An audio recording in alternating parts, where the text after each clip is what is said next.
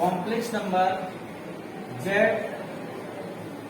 से डिनोट किया जाता है एंड इट है real as well as imaginary part.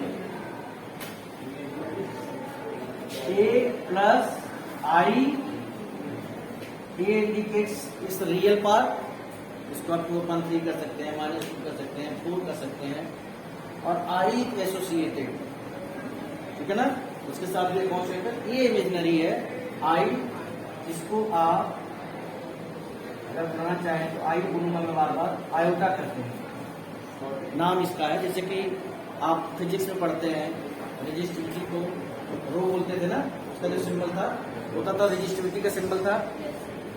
तो यहां पर आई स्क्वायर, ध्यान दीजिए, -1, यहीं से बात स्टार्ट होगी। आई, बोलिए, ये तो आएगा।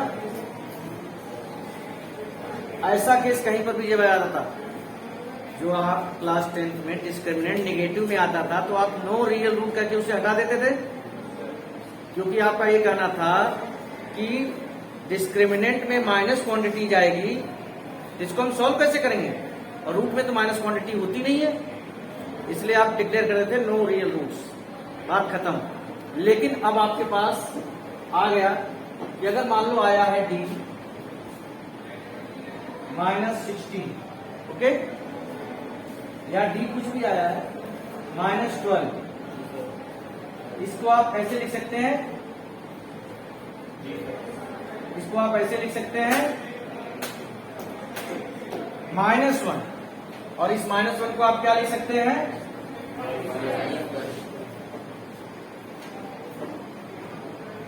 और ये क्या हो जाएगा। अब आप अल्फा बीटा का जो फार्मूला होता है -b + √d/2a, याद आया।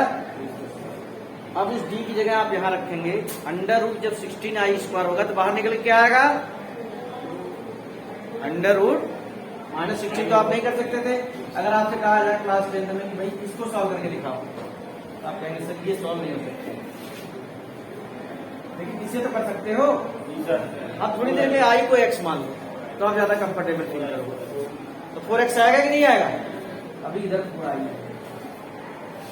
ऐसे हुई कॉम्प्लेक्स नंबर की एंट्री कि भाई जो माइनस है, रूट के अंदर जो माइनस आता है, ये सारी चीजें होती हैं, इसको कैसे सॉल्व किया जाए। तो i = √-1 होता है, i² -1 होता है। अब इसके बेस पर और standard form of complex number ये है, a + a indicates it's real part and b imaginary part, imaginary के साथ ही एसोसिएटेड है ना।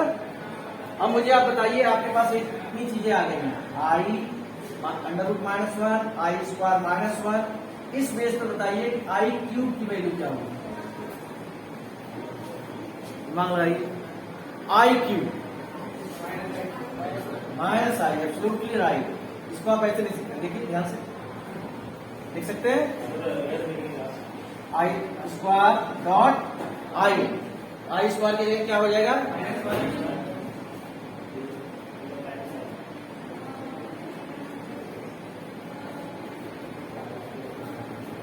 i⁴ की वैल्यू ध्यान देना, i² क्या होता है। बस आपको यहीं तक वैल्यू, मैं रखने के लिए तो नहीं कहूंगा, लेकिन आपको एकदम से कहना चाहिए भाई i की वैल्यू जो होती है √-1 होती है, हालांकि ये यूज कहीं नहीं होगी, i की वैल्यू √-1 कहीं यूज नहीं होगी, i² की यूज होगी -1, i³ की भी आप यूज कर सकते हैं -i, और सबसे ज्यादा यूज होगी i⁴, that is equal to 1। आपको इतनी वैल्यूज आती है ना, i का पावर कितना भी बड़ा आ जाए।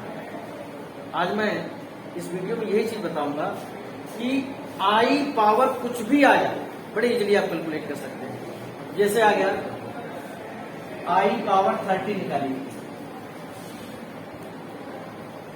i4 की वैल्यू क्या है 1 का तो पावर आप कुछ भी लिख दो 1 ही आएगा, क्या भाई, ये तो आप जानते हो 1 का पावर कुछ भी लिख दो। तो आप ऐसा करो 13 को 4 से डिवाइड करो, ऐसा ही हो। यानी कुल मिला के बात यह है, I4 लिखा आपने, क्वेश्चन कितना गया है, रिमाइंडर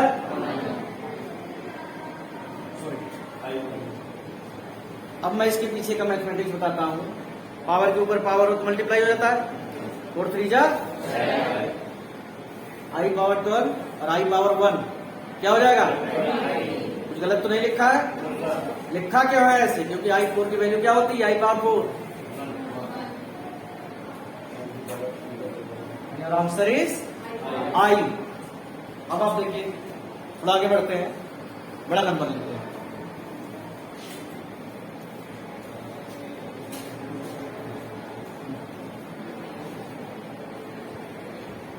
180 को प्रोसीजर वही है, 180 को आप, हाँ प्रोसीजर नहीं चेंज होगा।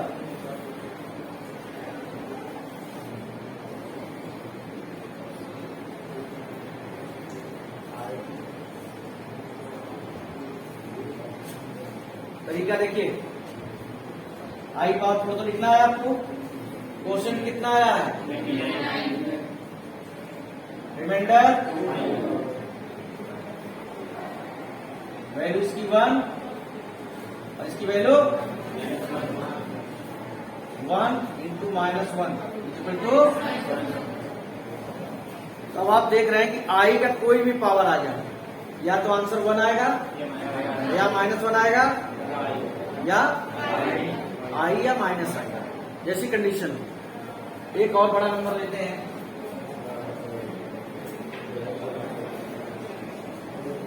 काफी बड़ा समझ लेने से क्या आया, ये देखिए ध्यान से देखना इसे। 9 2 3 को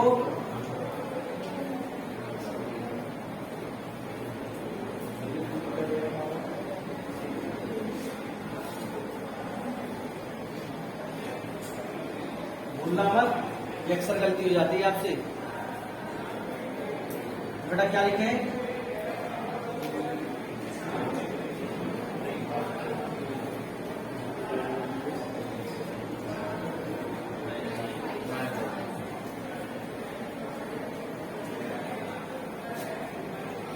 अब इसी में I का पावर अगर माइनस में आ जाता है, कुछ हो जाता है सपोज, तो नो नीड टू वरी, उसे भी आप बड़े इजीली सॉल्व कर सकते हैं।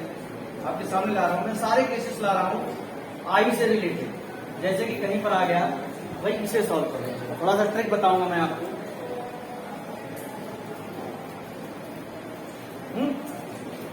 ऐसे करो, इसको आप ऐसे भी तो लिख सकते हो, चलो मैं लिख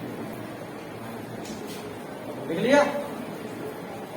ऐसे केस में बेटा एक बात का हमेशा ख्याल रखना कि आप या तो इसको यही सॉल्व कर लो, या अगर छोटा नंबर है I तो इसको इवन में लाने की कोशिश करो। इवन में लाने के लिए मैं क्यों कर रहा हूं, या तो 4 की टेबल में आ जाएगा, या फिर 2 की टेबल में, और ये ऑड में, यहां से भी सॉल्व कर सकते हैं, लेकिन आपको देखना कौन सा सही लगेगा। इसको मैं डायरेक्ट कर लूं, कोई दिक्कत तो नहीं है ना, ठीक है।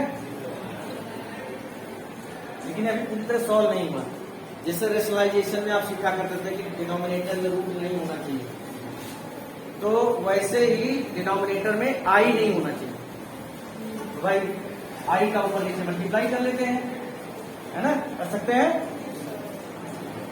नीचे क्या आएगा,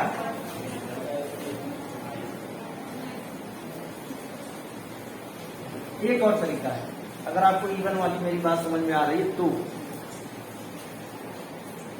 अच्छा, शुरू में ही कर लेता है इसे, समझ गए होंगे आप लोग। मैंने क्या किया, I का ऊपर नीचे मल्टीप्लाई कर लिया, और ये I power 4 into I square, I 1 power 4 into -1, I -1 equal to -I। और इसको कई बच्चे छोटे लेवल पर जब होता है तो इसको I पावर 4 मतलब 4 की टेबल में लाने की कोशिश करते हैं, लेकिन 4 की टेबल के लिए मैं नहीं कहूंगा, क्योंकि काफी बड़ा नंबर होगा। जैसे कि डिविजिबिलिटी टेस्ट तो आपने पढ़ा होगा, नंबर को देखकर पता कर लेते हैं ना, it is divisible by 2 unit place 0 2 4 6 8 4 से डिवाइड होने का क्या होता है लास्ट के 2 डिजिट याद है 6 7 8 का है लास्ट के 2 डिजिट जो है वो डिवाइड होने चाहिए 4 से तो 4 से डिविजिबल और 8 के लिए क्या होता है लास्ट के 10 डिजिट अगर लास्ट के 10 डिजिट 8 से डिविजिबल है तो that number is divisible by 8 जब आप कोई भी कैलकुलेशन इससे रिलेटेड करते हो तो आपको ध्यान रखना चाहिए कि या तो नंबर आ रहा है इंटीजर्स जिसे कहते हैं आप ठीक है ना या फिर उसके साथ आई एसोसिएशन केवल आई आप ये नहीं कर सकते सर इसका आंसर 4i पावर 5 आ रहा है ये अब भी इनकम्प्लीट है आई पावर 5 को सॉल्व किया जा सकता है भाई फर्दर मतलब जो आंसर आएगा either that will be A number without I और विद आई एसोसिएटेड होगा या केवल नंबर आएगा जैसे आई पावर 100 है उसकी वैल्यू क्या आएगी 1 आएगी कि नहीं और आपका आई पावर 10 है तो उसकी वैल्यू क्या आएगी -1 आई पावर 11 है तो उसकी वैल्यू क्या आएगी आई पावर कहीं पर भी आंसर आपको इस तरह से नहीं मिलेंगे आई पावर 3 की वैल्यू आप जानते हैं -i होता आई पावर 5 आ रहा सर आई पावर 9 आ रहा है आई पावर 8 आ रहा नहीं इसको सॉल्व करो ये अब भी अनसॉल्व है पूरी तरह सिंप्लीफाइड नहीं है